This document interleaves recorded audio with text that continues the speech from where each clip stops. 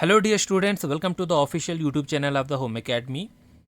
आज हम जो है कंटिन्यू कर रहे हैं जेकेएसएसबी जूनियर असिस्टेंट 2026 के इंग्लिश के पेपर को। हमने इसमें 2 पार्ट जो है कर लिए हैं। हम क्वेश्चंस को कंप्लीट डिस्कशन के साथ जो है करते हैं, क्योंकि इंग्लिश की जो हमने प्रैक्टिस करनी है आपके फ्यूचर के जो अभी कम्पिटिटिव एग्जामिनेशन होने वाले हैं। दोस्तों चलिए हम स्टार्ट करते हैं। तो आज देखिए, जो पहला क्वेश्चन आपके पास क्वेश्चन नंबर 16 है। पूरे 20 क्वेश्चन जो आपकी एग्जामिनेशन के वो हम डिस्कस कर रहे हैं। तो दोस्तों ये क्वेश्चन जो है पैराजम्बल्स का है। पैराजम्बल्स या सेंटेंस रीअरेंजमेंट जो है बहुत से स्टूडेंट को डिफ़िकल्ट लगता है, लेकिन हम जो है आज ऐसी ट्रिक जो है वो यहाँ पर मैं आपसे शेयर करूँगा, जिसके बाद जो है बिना पूरा पैराग्राफ जो है पढ़े भी आप जो है आंसर एलिमिनेट कर सकते हैं। ये क्वेश्चन जो है सिर्फ जेकेएसएसबी एग्जामिनेशन में नहीं बल्कि बैंकिंग में भी आते हैं, दूसरे एसएससी जैसे कम्पिटिटिव एग्जामिनेशन में भी जो है वो पूछे जाते हैं। तो चलिए हम शुरू करते हैं। तो क्वेश्चन आपकी स्क्रीन पे है। पहला क्वेश्चन है ये आपका, rearrange the following sentences to form a meaningful paragraph. यहाँ पर हमें सेंटेंस 1 है, 2 है, 3 एंड 4 है, इनको रीअरेंज करना है। नीचे 4 ऑप्शन भी दिए गए हैं ये रीअरेंजमेंट करने के लिए। तो हमें ये ऐसे रीअरेंज करना है कि ये हमें जो है एक मीनिंगफुल पैराग्राफ जो है दे सके। देखिए दोस्तों, पैरा जंबल सॉल्व करने का सबसे पहला रूल है कि स्टोरी को हमें आइडेंटिफाई करना होता है। ये जो 4 सेंटेंस है, इन 4 सेंटेंस को हम पढ़ेंगे, हमें कोई ना कोई स्टोरी मिलेगी। उसके बाद जो हमें यहाँ पे बिगनिंग का वर्ड देखना है कि शुरू में जो है वो कौन सा लफ्ज़ जो है वो आएगा। तो बिगनिंग के लिए जो है वर्ड देखने हैं। बिगनिंग में के बाद जो हमें उसकी प्रॉब्लम्स देखनी है। प्रॉब्लम के बाद जो है उसमें कुछ ना कुछ एफर्ट्स होंगे, और उस एफर्ट के बाद जो है हमें कोई ना कोई जो है वो रिजल्ट जो है वो मिलता है। तो यही जो है हर एक स्टोरी में जो है ऑलमोस्ट जो है हमको देखने को मिलता है। ये एक सीक्वेंस होती है। अब एक एक सेंटेंस हम देखते हैं।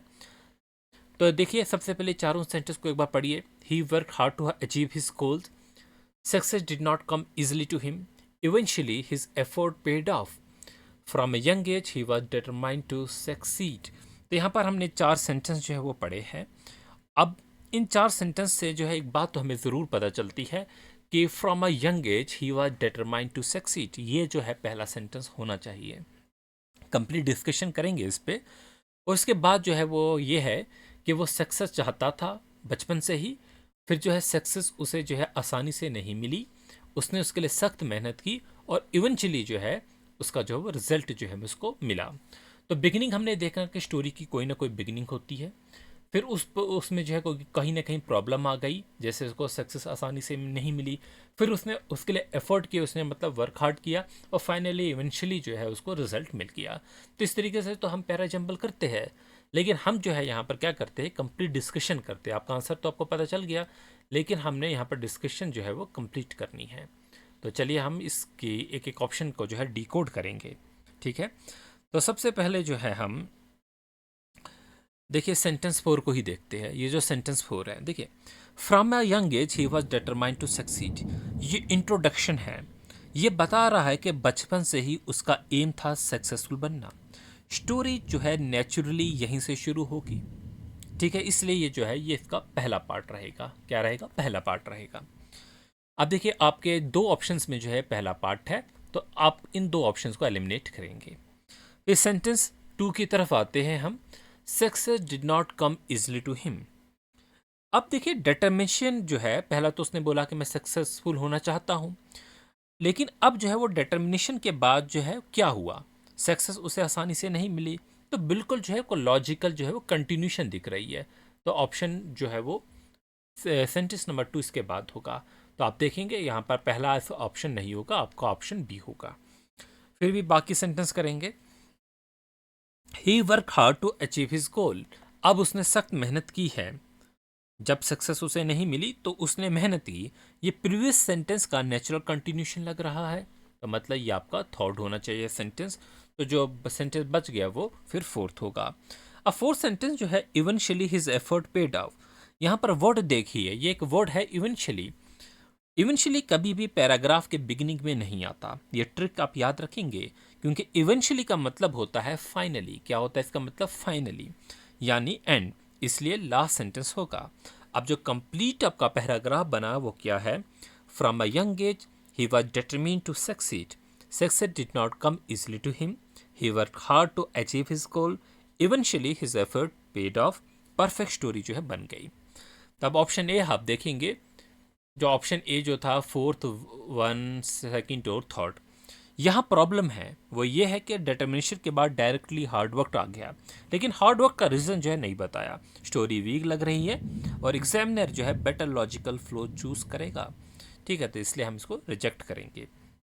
ऑप्शन बी में देखेंगे, पहले इंट्रोडक्शन दिख रहा है, फिर प्रॉब्लम दिख रही है, फिर एफोर्ट दिख रही है, फिर एक सक्सेस दिख रही है, और यही हमारा जो है परफेक्ट लॉजिकल फ्लो रहेगा। ऑप्शन सी की बात करेंगे, ऑप्शन सी में आपने देखा पहले जो है सक्सेस नहीं मिली, ठीक है, तो यहाँ पर सेकंड से शुरू है, success did not come easily. फिर जो है बचपन से डिटरमाइंड था, यहाँ पर टाइमलाइन ही जो है बिल्कुल उलट गई, तो ये भी आपका आंसर नहीं होगा, इसलिए हम रिजेक्ट करेंगे।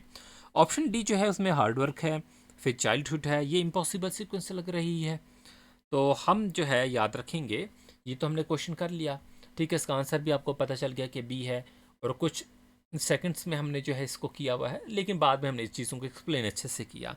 बट आपने जो है, हम क्योंकि खाली क्वेश्चंस को नहीं डिस्कस कर रहे, हम साथ में जो है टॉपिक को भी पढ़ रहे हैं। देखिए अभी यहाँ पर जो वर्ड है, जैसे कि इवेंचुअली है, ये एक वर्ड है इवेंचुअली, इसके अलावा जो है अगर फाइनली हो, ये भी एक वर्ड है, फिर जो है देयरफॉर हो, इसके अलावा जो है वर्ड है दस है, आप देखेंगे जो वर्ड है हेंस, एज अ रिजल्ट, ये जो वर्ड्स है हमारे पास, this mostly appear near the ending, ज़्यादातर जो है ये आपको एंड पे ही देखने को मिलेंगे। कुछ वर्ड्स है जैसे कि फर्स्टली है, इनिशियली है, इन द बिगिनिंग, वो आपके ओपनिंग सेंटेंस हो सकते हैं, तो एग्जाम में ये वर्ड देखते ही आप एलिमिनेशन स्टार्ट कर दो। ठीक है, चलिए अगले क्वेश्चन पे, क्वेश्चन नंबर 17 आपकी स्क्रीन पे आ चुका है, और यहाँ पर भी आपको जो है वो पैराग्राफ इसी तरीके से जो है आपको रीअरेंज करना है। ठीक है, तो आपको देखना है कि कौन सा सेंटेंस पहले आएगा, कौन सा सेंटेंस दूसरे नंबर पे आएगा, और ऐसे ही जो एक लॉजिकल सीक्वेंस जो है वो बननी चाहिए। तो सबसे पहले हम जो है स्टोरी को आइडेंटिफाई करेंगे, क्वेश्चन किसकी बात कर रहा है। देखिए यहाँ पर एक लड़की है, उसका ड्रीम क्या है, प्रोफेशनल डांसर बनना। ड्रीम हमेशा बिगिनिंग में आता है, इसलिए सेंटेंस जो है वो कौन सा फर्स्ट पे होगा ये देखेंगे। ऊपर ऊपर से आप पहले सेंटेंस को देखिए, क्या लिखा है, शी प्रैक्टिस एवरी डे, मतलब पहला सेंटेंस हो नहीं सकता, मतलब किसी की बात कर रही है जो प्रैक्टिस करती है हर दिन। As a result she won, as a result मैंने कहा था कि आपको जो है वो शुरू में नहीं देखने को मिलेगा। तो सबसे पहले क्या है, she wanted to become a professional dancer. देखिए एग्जैक्टली हमको लग रहा है कि पहला हो सकता है, तो वो प्रोफेशनल डांसर बनना चाहती है, यहाँ पर पहला सेंटेंस हो सकता है।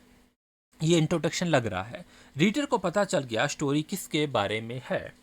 ठीक है, अब सेंटेंस हम वन पे दोबारा आते हैं, she practice every day to improve her skill, तो ये दूसरा सेंटेंस हो सकता है। देखिए ड्रीम के बाद नेचुरली प्रैक्टिस आती है, इसका ड्रीम था यहाँ पर कि प्रोफेशनल डांसर बनना, उसके लिए उसने क्या की होगी, प्रैक्टिस की होगी, क्या होगी होगी, प्रैक्टिस की होगी। उसके प्रैक्टिस को देख कर जो है उसके टीचर जो है वो इम्प्रेस हुए होंगे कि उसकी डेडिकेशन कितनी ज़्यादा है, और उसके बाद जो है एज अ रिजल्ट जो है वो कंपटीशन जीतेगी। तो सेंटेंस 4 जो है, हर डेडिकेशन इम्प्रेस्ड हर टीचर्स, प्रैक्टिस करने के बाद जो है टीचर इंप्रेस हुए होंगे, ये नेचुरल जो है वो कॉन्सिक्वेंस है। सेंटेंस सेकंड की बात करेंगे, as a result she won the competition. As a result जो है ये क्लू वर्ड है, जैसे कि मैंने अभी आपको पहले भी बताया कि एज अ रिजल्ट जो है अक्सर लास्ट पे आता है, रिजल्ट जो है हमेशा लास्ट में आता है, ये क्लू वर्ड है। आप वैसे भी जो है कर सकते हैं। तो आपकी कंप्लीट स्टोरी क्या बनी, she wanted to become a professional dancer, she practice every day, her dedication impressed her teacher, as a result she won the competition. तो बिल्कुल एक नेचुरल जो है वो सीक्वेंस जो है वो बन रही है। ठीक है, तो आपका ऑप्शन नंबर जो है वो सी जो है वो, ऐसा ऑप्शन जो है वो देखने को आपको मिलेगा। अब दोस्तों, अगर ये आपके एग्जामिनेशन में फ्यूचर में भी ये क्वेश्चन आते हैं, तो हम यहाँ पर कुछ ना कुछ रूल्स वगैरह कर लेते हैं, थोड़े से मैं आपको ऐसी ज़बानी बता देता हूँ बिना लिखे। देखिए आपका रूल नंबर 1 जो है वो क्या होना चाहिए। देखिए कम्पिटिटिव एग्ज़ाम में पैरा जंबल सॉल्व करने के लिए कुछ रूल्स हैं, तकरीबन 4 से 5 रूल्स हैं जो आपको याद रखने चाहिए। देखिए पहला जो है वो इंट्रोडक्शन पहले आता है, हम सभी जानते हैं कि जो इंट्रोडक्शन होगा वो पैराग्राफ की जो है पहली लाइन होगी। ठीक है, करेक्टर जो है वो इंट्रोड्यूस होता है, बेसिकली जो आपका करेक्टर है उसी को हम इंट्रोड्यूस करते हैं। रूल नंबर 2 की बात करेंगे हम। रूल नंबर 2 में प्रॉब्लम होगी आपकी, ठीक है, प्रॉब्लम होगी, या जो है आपका उसमें कोई गोल होगा वो होगा, ठीक है। रूल नंबर 3 को याद रखिए, एक्शन होंगे यहाँ पर, उस प्रॉब्लम को रिलेटेड जो है वो कुछ एक्शन लिए होंगे, या आप उसे एफर्ट कह सकते हैं, वो होंगे। रूल नंबर जो है वो 4 की बात करेंगे, यहाँ पर आपका रिजल्ट हो सकता है, फाइनल जो है वो रिजल्ट होगा, ठीक है। तो रूल नंबर 5 में जो आपको क्लू वर्ड्स ढूंढने हैं, क्लू जो है वो वर्ड्स ढूंढेंगे आप, उसे आइडेंटिफाई करेंगे, वो क्या हो सकते हैं, जैसे इवेंचुअली है, फाइनली है, देयरफॉर है, हेंस है, कॉन्सिक्वेंटली है, एज ए रिजल्ट। ये मोस्टली जो है इंडिकेट करते हैं कि सेंटेंस का जो है वो क्या है, वो एंड है, ठीक है। तो यही जो है कुछ चीज़ें होती है जो आपको मद्देनजर रखनी होती है। फ्रेंड्स आगे चलते हैं। देखिए स्टूडेंट इसमें कुछ गलतियां भी करते हैं, उसको भी अगर आप माइंड में रखेंगे तो ज़्यादा बेहतर होगा। वो क्या गलतियां होती, चले हम यहाँ पर देख लेते हैं। देखिए अक्सर स्टूडेंट जो है सिर्फ ग्रामर देखते हैं, पैराजंबा ग्रामर से नहीं लॉजिक से सॉल्व होता है। Always ask your self, story naturally कैसे चल रही है, टाइम सीक्वेंस फॉलो हो रहा है, काज पहला है या एफर्ट। अगर एफर्ट पहले आ गया तो ऑप्शन को आप रिजेक्ट करेंगे। फ्रेंड्स अब हम जो है आगे चलते हैं। ये बहुत इंपॉर्टेंट क्वेश्चन है, मैं कब से चाहता था कि पेपर में कहीं ना कहीं कोई एरर डिटेक्शन का क्वेश्चन दिखे, और यहाँ पर जो है वो एरर डिटेक्शन आपको दिख गया। जब मैं आपको ग्रामर पढ़ा रहा था, मैंने आपको कहा था, सब्जेक्ट वर्क एग्रीमेंट में भी कहा था, बाकियों में भी कहा था कि आपका जो ये एरर डिटेक्शन में ज़रूर पूछा जाएगा। देखिए अब क्वेश्चन हर पेपर में ये आता है। यहाँ पर आपके पास एक सेंटेंस लिखा जाता है, the student has submitted there assignment before the deadline, और यहाँ पर आप में ए बी सी डी लिखा गया है, मतलब एक सेंटेंस के 3 से 4 हिस्से किए हुए हैं। तो सबसे पहले हम इस सेंटेंस को ध्यान से पढ़ना है। The students has submitted there assignment before the deadline. हमें देखना है कि एरर कहाँ पे होगा। अब सबसे पहला काम क्या करना है, सब्जेक्ट को हमें आइडेंटिफाई करना होगा। सब्जेक्ट है हमारा क्या, द स्टूडेंट्स, ये आपका क्या होगा, सब्जेक्ट है। क्या है, सब्जेक्ट है। आप मुझे बताइए ये स्टूडेंट्स जो है ये सब्जेक्ट सिंगुलर है या प्लूरल, तो हमें यहाँ से पता चल रहा है ये क्या है, प्लूरल है। मगर मैंने यहाँ पर स्टूडेंट लिखा है, इसको हम स्टूडेंट्स करेंगे क्योंकि क्वेश्चन में जो है स्टूडेंट्स है। तो इसी चीज़ को आपने देखना है ये सिंगुलर है या प्लूरल। फिर हम फ्लो बनाएंगे, वर्क फ्लो कुछ इस तरीके से मैं बना रहा हूँ। देखिए जब हमें सब्जेक्ट क्लियर हो गया, हमें सब्जेक्ट जो है वो क्लियर हो गया, यहाँ पर सिंगुलर है या प्लूरल, तो ये प्लूरल निकल के आया। और जब सब्जेक्ट प्लूरल हो तो हेल्पिंग वर्ब क्या होनी चाहिए, तो वो जो है हेल्पिंग वर्ब जो है वो हैव होनी चाहिए। क्या होनी चाहिए, हैव होनी चाहिए। बट यहाँ पर क्या यूज़ की है, हैज़, तो हैज़ नहीं होगा। मतलब एरर जो है वो इस पार्ट में है। हमें कैसे पता चला हैव होनी चाहिए, तो मैंने सब्जेक्ट वर्ब एग्रीमेंट आपको पढ़ाया, बहुत चीज इंपॉर्टेंट है। आप देखिए कितनी ज़्यादा जगहों पे वो यूज़ हो रहा है। तो सब्जेक्ट वर्ब एग्रीमेंट के मुताबिक सेंटेंस होना चाहिए, the students have submitted there assignment before the deadline. आप ग्रामर का रूल जानते हैं जो हम अभी पढ़े हैं कि सिंगुलर सब्जेक्ट जो होता है उसके साथ हैज़ आएगा, प्लूरल सब्जेक्ट अगर होगा तो हैव आएगा। मैं यहाँ पर कुछ एग्जांपल लिख लेता हूँ इस चीज़ को एक्सप्लेन करने के लिए। देखिए अगर क्वेश्चन हो या सेंटेंस कहीं पर एरर निकालने के लिए हो, the boy has finished his work, तो ये सेंटेंस करेक्ट है या इनकरेक्ट, तो क्या होगा, बिल्कुल करेक्ट होगा। यहाँ पर हैज़ क्यों लगा, क्योंकि ये जो है खुद से सिंगुलर था। और अगर इसी सेंटेंस को मैं लिखूं ऐसे, द बॉयज, तो हैज़ नहीं आएगा, तो क्या आएगा, हैव फिनिश्ड। अच्छा तो यहाँ पर हिज नहीं आएगा, अब क्या आएगा, दियर वर्क। तो ये सेंटेंस भी जो है अब करेक्ट हुआ। तो आपने देखना है सिंपल सा रूल, सिंगुलर सब्जेक्ट के साथ सिंगुलर वर्ब होगी, प्लूरल सब्जेक्ट के साथ प्लूरल होगी। ऐसी सेंटेंस को लिखेंगे, द गर्ल हैज़ अराइव्ड, और अगर द गर्ल्स हो गया तो हैव अराइव्ड होगा। देखिए लेकिन एग्जाम में इसी रूल से स्टूडेंट कंफ्यूज होते हैं। बहुत सिंपल सा रूल है लेकिन इसी से जो है कंफ्यूज हो जाते हैं। अब देखिए पहला ऑप्शन जो था आपका द स्टूडेंट्स था, क्या था, द स्टूडेंट्स था। तो द स्टूडेंट्स जो है सब्जेक्ट बिल्कुल करेक्ट है, एरर यहाँ नहीं है सबमिटेड में आपने देखा यहीं पर मिस्टेक है, हैज़ की जगह जो है वो आना चाहिए था हैव, ठीक है, हैव आना चाहिए था।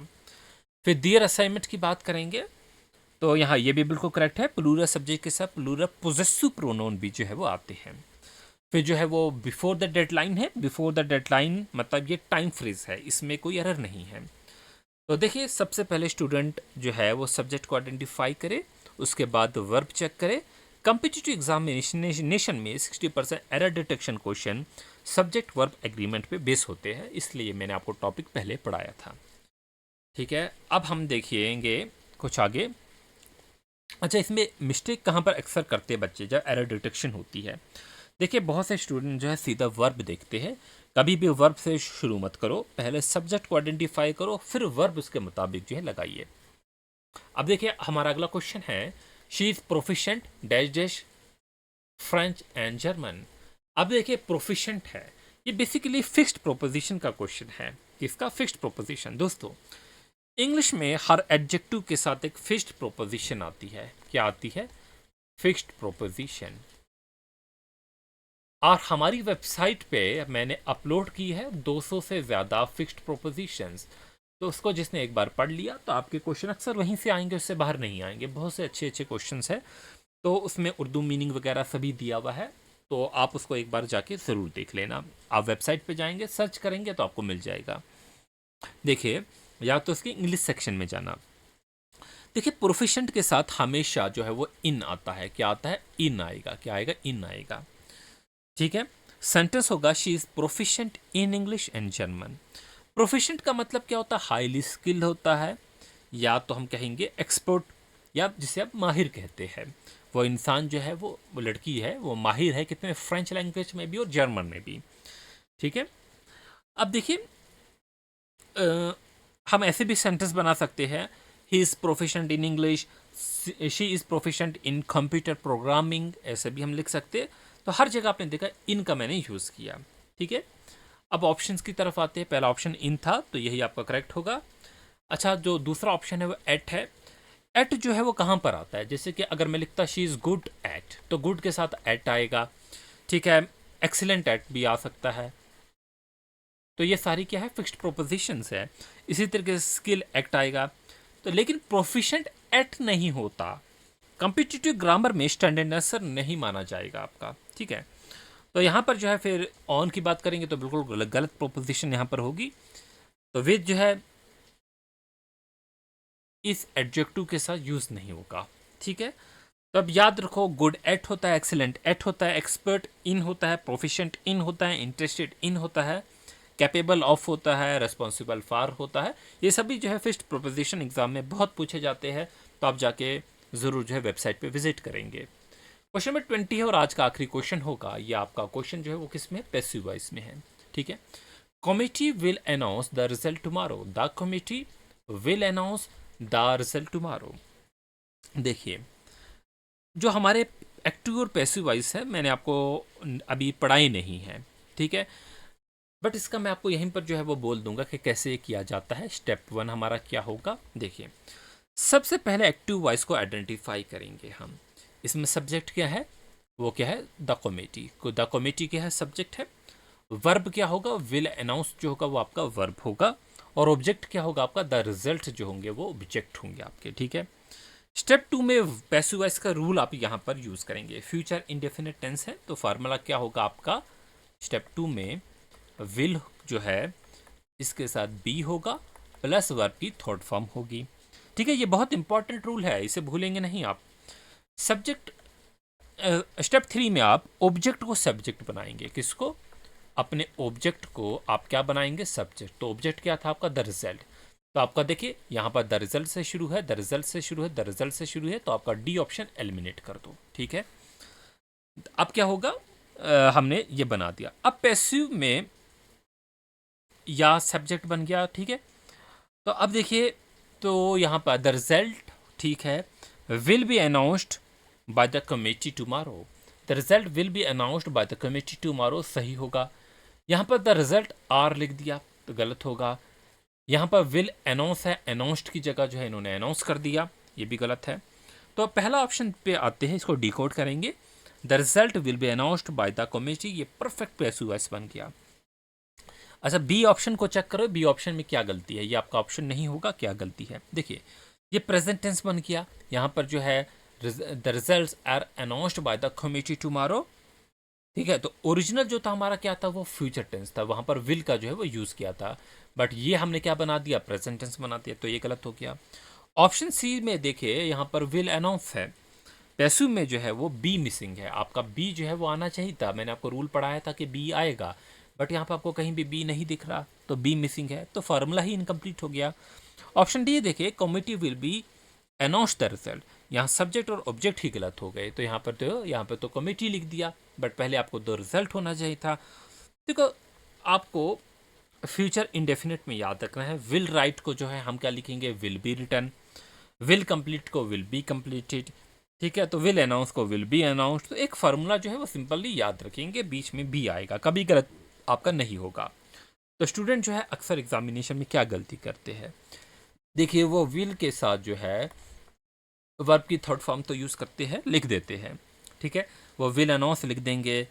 याद रखो बी कंपलसरी होता है, विदाउट बी पैसिवाइज जो है वो कभी भी कंप्लीट नहीं होते, ठीक है। तो आपने यहाँ इस लेक्चर में हमने जेकेएसएसबी जूनियर असिस्टेंट 2026 के जो है कुछ क्वेश्चन जो है 1 से लेकर 20 तक कंप्लीट कर लिए है। अब अगर आपने सारे लेक्चर ध्यान से देखे हैं तो सिर्फ आंसर ही नहीं बल्कि ग्रामर के कंसेप्ट भी क्लियर हो जाएंगे आपके।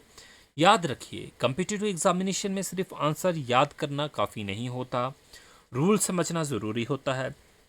रूल समझ गए तो नए क्वेश्चन भी आप जो है सॉल्व कर पाएंगे। अगर लेक्चर पसंद आए तो लाइक करेंगे, शेयर करेंगे और सब्सक्राइब ज़रूर करेंगे। आप देख रहे हो होम एकेडमी यूट्यूब चैनल को सब्सक्राइब कीजिए। हमारी वेबसाइट पे जाके नोट्स वगैरह रीड कर सकते हैं आप। तमाम सोशल मीडिया अकाउंट्स पे हम अवेलेबल है, लिंक डिस्क्रिप्शन या कमेंट सेक्शन में दिया जाएगा। और साथ में जो है आप हमारे बुक्स वगैरह लेना चाहते हैं तो होम एकेडमी की बुक्स अमेज़ॉन पे अवेलेबल है, जिनका लिंक हम देंगे डिस्क्रिप्शन में, तो आप ले सकते हैं। और वीडियो का आप हाइप जो है वो ज़रूर दे सकते हैं अगर वीडियो पसंद आए। Thanks for watching, wish you good luck.